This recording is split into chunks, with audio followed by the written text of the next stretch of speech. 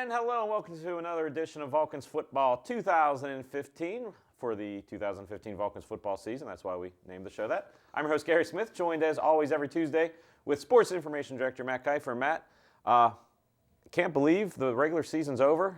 That 3 months goes faster and faster every year.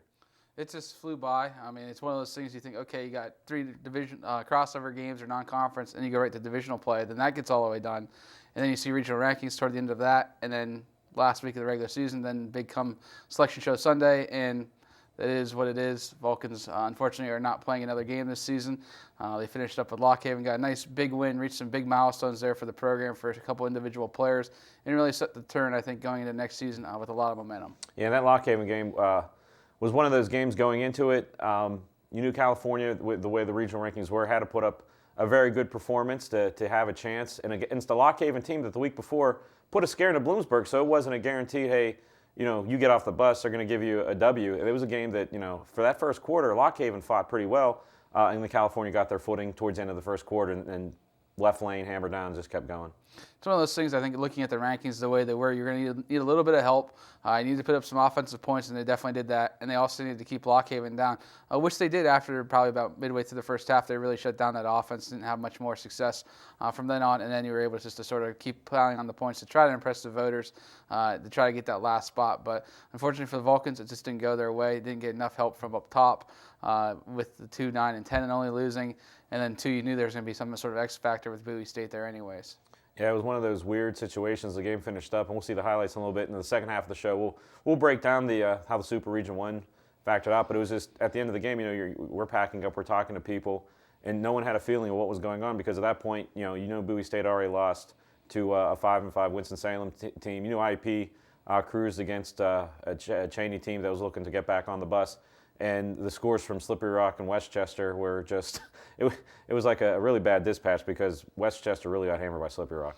It's one of those things you typically don't see an East team not make the playoffs, but given how the standings shook out and that Westchester was representative, and then for them to get basically shellacked by Slippery Rock there, you figured the East didn't have much of a case for it. So there's only probably about a handful of teams, and even the way New Haven played Assumption with a chance to win it on the last play, if New Haven would have pulled that game out, and got that close win, maybe like a 21-17 win, it could be them maybe in there instead of Bowie State just because that last strength of schedule burst that hopped on the scene for them. But Assumption was able to hold off to get this win there with a sack in the last play of the game, which is one of those plays there at midfield. You're like, okay, Hail Mary, you don't really think they're going to be rushing the passer enough, but they must have a good enough front four or just went all out and said, let's go for it all right here and get the sack and it's just in this thing.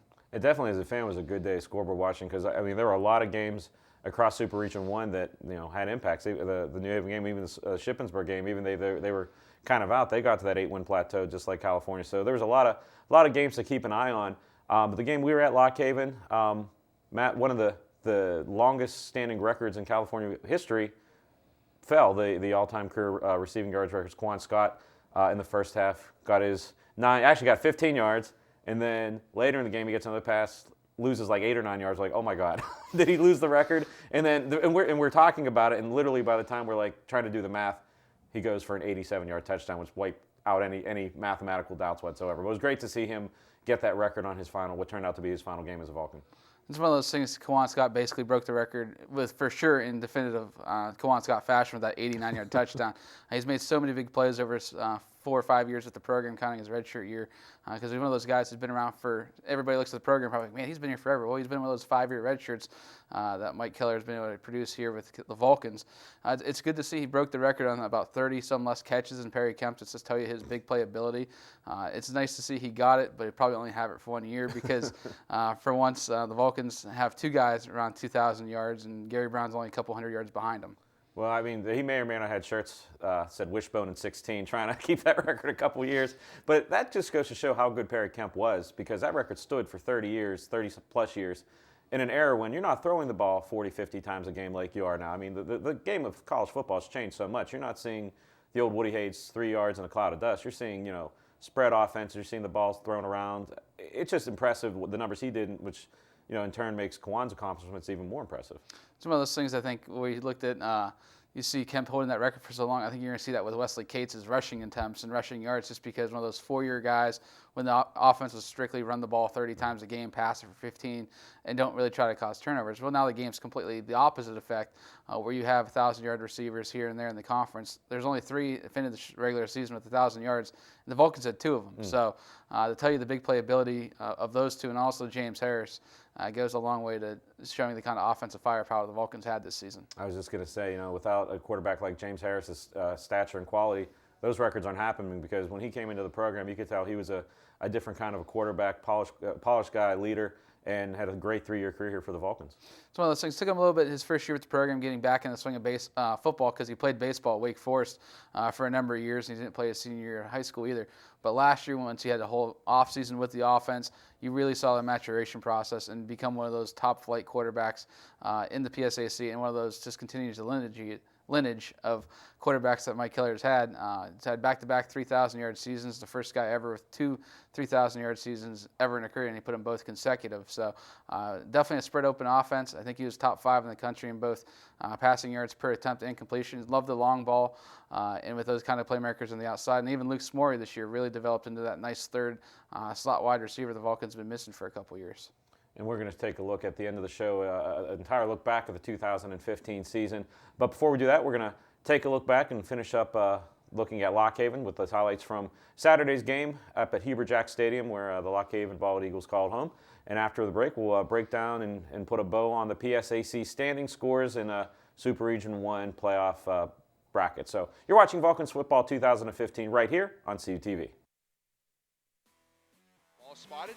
Kicks away, gets it off, and it looks good. So Lock Haven on their senior day goes down the field and gets 3 points to take a 3-0 lead over California. Harris takes the snap. He'll go to Fiore. Fiore cuts it back up. Derek Fiore, touchdown, California.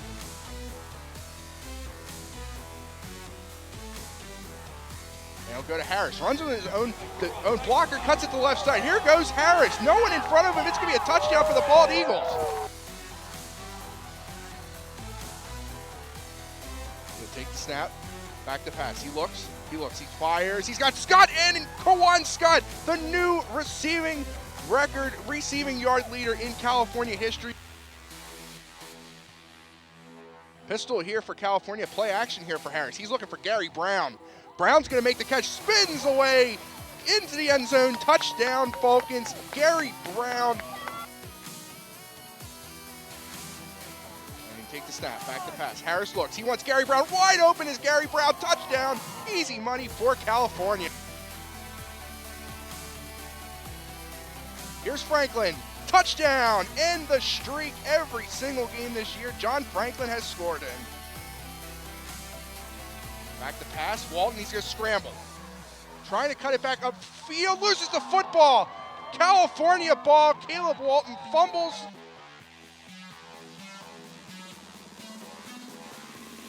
Walton, play action, end zone, and touchdown.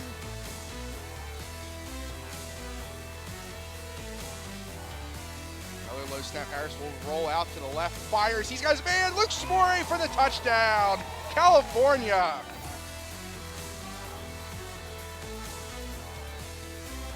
And avoids the defender there, throws downfield, intercepted by Jordan Bowman.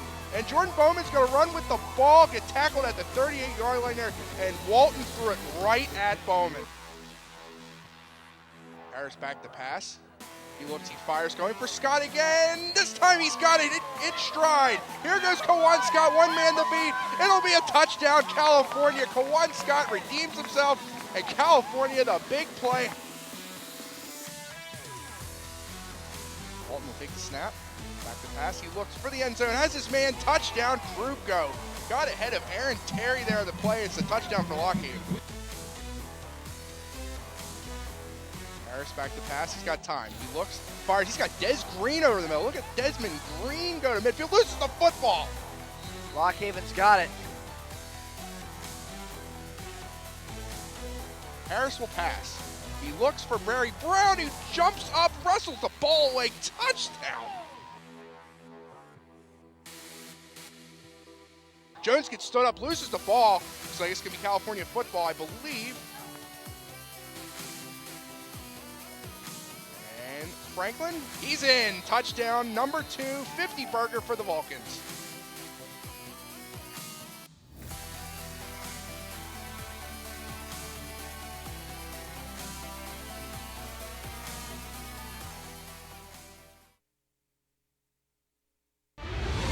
The time is now, the place is here.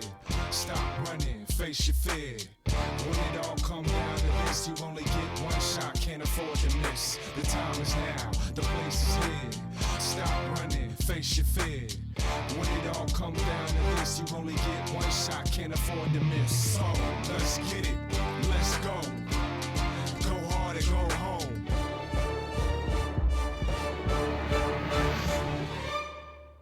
Since 1937, the Student Association Incorporated, known as SAI, has served the Cal U student body by providing activities, programs, and services. Every enrolled student has the ability to take part in over 125 different clubs and organizations. Managing participation in every SAI activity is easy with OrgSync, a powerful tool for staying connected.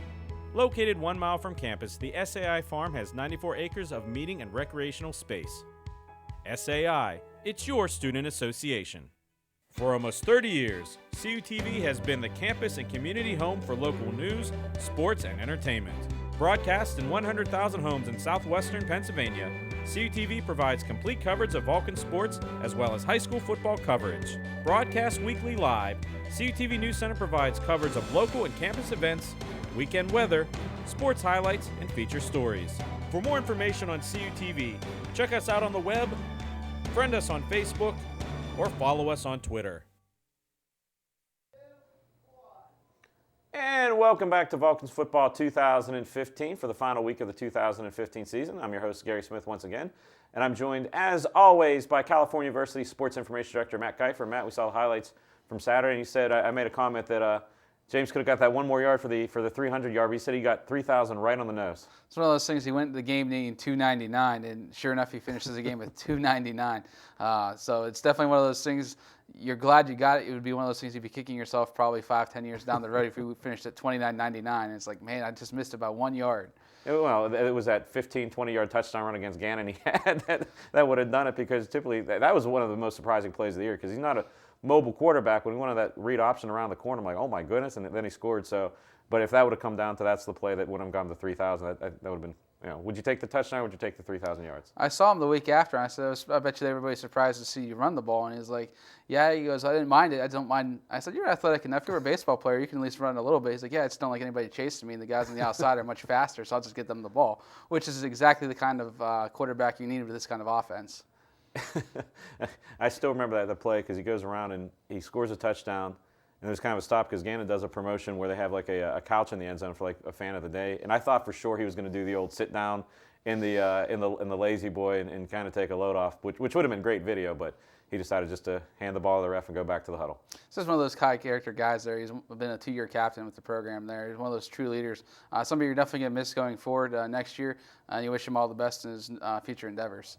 And before we can look forward into the 2016 season, which it still sounds so weird to say 2016, we're going to put a bow on the 2015 season. As Matt and I both been saying, California's season has ended, did not get a bid into the Super Region 1 NCAA playoffs, but we're going to take a look back at the scores from this past week in the PSAC, and also how the final standings shaped out in the PSAC for the 2015 season. And if we look at the scoreboard, it was crossover weekend, last weekend of the season. California, of course, beating Lock Haven 56-24. In the PSAC championship game, Slippery Rock making their 3rd straight appearance and getting their 2nd straight win, dominating Westchester 61-12. And Matt, I don't think anyone saw. I think everyone was going to go in saying Slippery Rock's going to win that game, but I don't think anyone saw a 61 being put up on a Westchester team that's been playing great. It was one of those things. I saw a couple of scores earlier. I'm like, okay, that's Slippery Rock kind of offense. Westchester will find a way to start slowing them down, keep it at least within maybe a 2-score, 3-score game, like 17 points at most. But then they just kept scoring and scoring, and they kept scoring some more. I thought for sure the way, knowing how James Harris had those numbers and Kawan breaking the record, I'm like, oh, we have a chance for that. But when you saw their quarterback with those numbers afterwards, you're like, I'll nominate him, but I already know who the championship MVP is getting the player of the week, I'm sure. And then moving on, Seton Hill coming up short against Bloomsburg. And Seton Hill actually had a pick 6 called back because of a personal foul that ultimately could have switched the result in the favor of Seton Hill. And that's a team that, this year the record wasn't there, but they played a lot of teams tough. And Bloomsburg, on the other hand, is a team that had some preseason hope, and then they just kind of had probably the worst year in probably 20 years up at Bloomsburg. Man, it's a surprising end for the Huskies. Yeah, they got 2 wins, but double overtime versus Lock Haven and a 3-point win against Seton Hill. Those are programs that the Husky fans are typically used to beating by 10, 14 points easily, and then just putting the running backs in and let them get 150, 200 yards. But they're definitely some building blocks for Seton Hill. It's taken a little bit for them to get adjusted with the new coach and in coming to the PSAC, but they're definitely making strides in the right direction. Cheney was the lone PSAC East team to go west this week, and they probably wish they turned around at the Midway Travel Plaza because IUP dominated at 62-0. I think there was no surprise there. Yeah, and Indiana knew they had 1 game less than everybody else in the region. They knew they ended the year with a winless team. They already had a winless Edinboro on their schedule. They had to really impress voters, and I don't know what more you can do rather than throwing up a 60 spot and a shutout at the same time. And moving on to the Final 4 games in the PSAC, Gannon not getting it done at East Stroudsburg in a shootout, 49-37. Shippensburg, and this is another score that shocked me because Mercier, we saw last week, played California pretty tough. Didn't get the win, but they had chances. Obviously, they were beat up this year, but Shippensburg putting up 69 on a good Mercier team. I mean, it's one of the things the Raiders in the past few years have been able to put up some points there. It almost looks like a basketball score, some of these scores coming out there with these 60-point totals. But East Stroudsburg game, that looked like it could be a game of 2 four-year starters at quarterback with Nadler and Soltz, but Nadler again missed the game. So unfortunately for him, his career ended on a sour note there, getting hurt against the Vulcans and never really coming back. But for East Stroudsburg, Soltz put up some huge numbers this year and figures to be in the Harlan Hill race. And Shippensburg, I believe, led the country in a couple of different stats this year. I think Sheldon Mayer had 3 punt returns for touchdowns, 1 against the Vulcans. So we saw that they could put up some points, but they just had some unfortunate losses that kept them out of that title game. It'll be interesting that those 2 offenses would have gone at it with Slippery Rock and Shippensburg. Cal saw both of those teams, and both of those teams all year could put up the points. Yeah, that game might still be going on because I bet you Shippensburg, I mean, I know whenever they played us, they ran something like 98 offensive plays, which is insane. And with that offense and Slippery Rock's offense also putting up around 100 plays a game, I mean, that's got to be tough for everyone statting the game because that's a lot of plays to keep track of. Clarion ending the year on a 4-game losing streak, Kutztown 45-17, but still great season for Clarion. They were picked to finish last, get 7 wins, and looks like that program's turned around. They made their schedule at the end of the season. Everybody probably knew that once they started getting that winning streak going and seeing how Mercier and Gannon were struggling a little bit.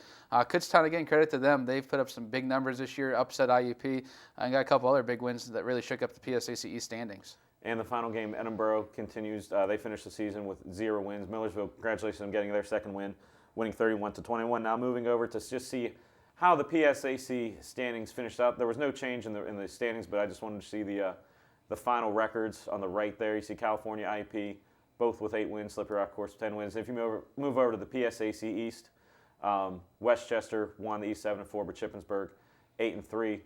So 3 teams with at least 8 wins in the PSAC and 1 team with 10. So that's a pretty good conference from top to bottom. And it's one of the things there. Vulcans got their 8th win. I think it's the 11th time in 12 seasons, something like that. They only missed 1 time in about the last decade and a couple years.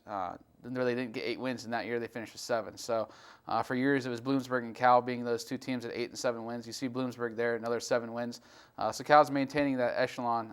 They've missed the playoffs the last few years, but they're that team that's right there. They just need a couple wins here or there, and then they'd be in the playoffs. And speaking of playoffs, as you've heard before, Matt and I talking, California missed the NCAA playoffs, and here's how it shakes out. Shepherd got the number 1 seed overall. That's not really a surprise. They were undefeated, and they justifiably so. Ran through the MEC, no issues. Dominated their last game of the year, just to sort of put out any question. So anytime a team's undefeated and the only one, you figure they're gonna get the 1 seed and the bye this year. Yeah. And Slippery Rock, no surprise there after that championship performance, and really. One game that their special teams kind of took off cost them maybe 1 seed, because if they're undefeated and Shepherd's undefeated, you might have to give Slippery Rock that 1 seed just because the PSAC is so tough. Assumption from the Northeast 10, the lone Northeast 10 representative, gets the 3 seed after. Impressive to see them get a 3 seed out of that conference. So it's a nice job by Assumption capping their year with a big win in the championship game. Yeah, especially after coming back in that game and really surviving a game New Haven team, because New Haven was a team that was also trying to make some noise and sneak in. The 4 seed Charleston from the MEC, almost said WIVAC, and they will host IUP. And that game is probably the most intriguing matchup because contrasting styles, big time. IUP run the ball. Quarterback can throw, but they really love the run. In Charleston, they can put up some points too. Shepherd, Charleston, and Slippery Rock all can put up some points. So it could be some high-scoring games into the 40s in the playoffs here. And the final 2 seeds, the 7 and 8 seed, both out of the CIAA, both really, California can make a case, could probably be ahead of them. Virginia Union, a team, not a lot of good, they had a great season, but not a lot of, wins you can circle. And they had a bye this past weekend because they did not play in their championship game. And Bowie State, as we've talked, had an ineligible player, ineligible quarterback for 5 games. They self-reported the NCAA process, nullification. They still had enough points and everything like that to stay in. But you could easily see California in the 7 or 8 or the 6 or 7 spot in that easily. It'd really been interesting if it was back to the 6 teams, which one of those 2 CIAA schools gets it. You figured Bowie was probably going to get in just because they were so high to start with, and then Virginia Union might be that one team looking out. They played in the same division, but it's just one of those things. Bowie State, that conference in years past, Shaw women's basketball won a national title with an ineligible player. Livingston last year was on the path to being the 1 seed in the Atlantic region, again in women's basketball. So that conference has had issues in the past. It's gone both different ways. Shaw was able to continue playing and win a title where Livingston was completely cast out of the playoffs. And Bowie State, one of those things, whether you take the self-disclosure or whatever it is, they still played with the person, and they got into the tournament here for the first time. Ironically, one of those things back when they played Cal in the 80s, I also had the same issue with an ineligible player. And that puts a bow on the 2015 season. And now we're going to take a look back. This is our last show. We're about 9 months away from the 2016 season, but let's take a look back at the highlights from the 2015 California Vulcans football season. And we'll see you next year on Vulcans football, which will be 2016.